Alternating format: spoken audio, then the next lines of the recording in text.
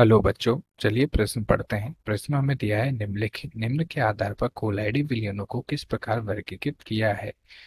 पहला है भौतिक अवस्था के आधार पर, दूसरा है परिक्षेपण माध्यम की प्रकृति के आधार पर, तीसरा है परिक्षिप्त प्रावस्था तथा परिक्षेपण माध्यम के बीच अननोन क्रिया के आधार पर। तो आइए प्रश्न की मुख्य अवधारणा समझते हैं। मुख्य अवधारणा पहला है हमारा भौतिक अवस्था के आधार पर। भौतिक अवस्था के आधार पर, तो भौतिक अवस्था के आधार पर हमारे क्या है, ये है हमारा परिक्षेपण माध्यम, ये है परिक्षिप्त प्रावस्था,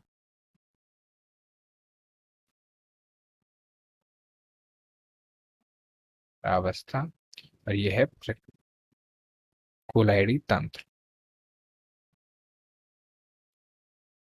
कोलाइडी तंत्र, तो ये क्या है, परिक्षिप्त माध्यम हमारा यदि ठोस है, ठोस है, तो परिक्षिप्त प्रावस्था गैस, द्रव और ठोस है, तो उन्हें हम कहते हैं एरोसोल,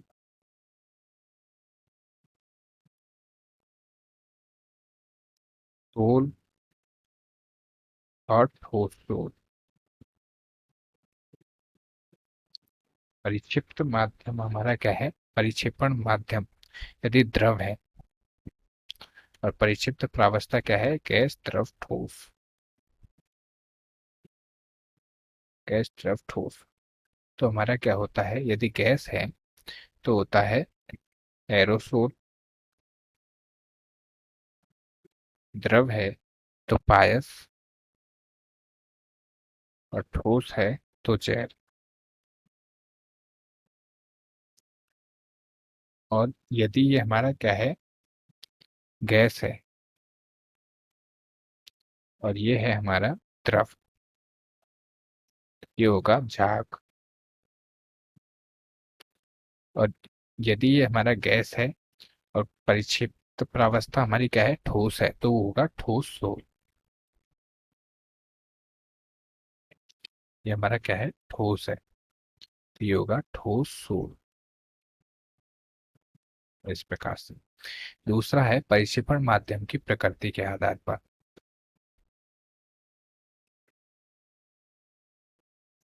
परिक्षेपण माध्यम की प्रकृति के आधार पर, प्रकृति के आधार पर हमारे क्या है, तीन सोल होते हैं। पहला है हाइड्रोसोल,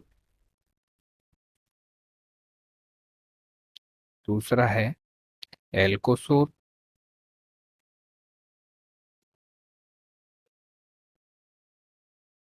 एल्कोसोल, तीसरा है बेंजोसोल।